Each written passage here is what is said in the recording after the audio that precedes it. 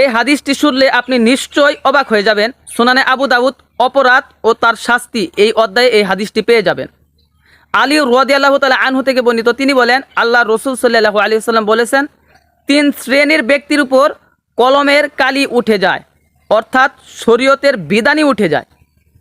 অর্থাৎ সে যতই গুনাহ করুক তার আমলনামায় কোনো গুনাহ লেখা হবে না। আসেন জেনে নেই সেই 3 শ্রেণীর ব্যক্তি কারা। 1 নাম্বার হচ্ছে ওই ব্যক্তি যে ব্যক্তি ঘুমন্ত অবস্থায় থাকে যে পর্যন্ত না সে জাগ্রত হবে। অর্থাৎ ঘুমের অবস্থায় যতই গুনাহ করুক, একটা মানুষ স্বপ্নে যতই গুনাহ হোক তার আমলনামায় কোনো গুনাহ লেখা হবে না।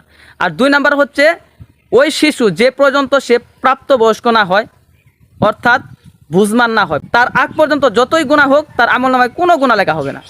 এবং 3 নাম্বার হচ্ছে পাগল, যে পর্যন্ত একটা পাগলের মানে জ্ঞান বোধ ফিরে না আসে, অর্থাৎ যতক্ষণ পর্যন্ত যত দিন পর্যন্ত সে পাগল থাকবে, সে যতই গুনাহ করুক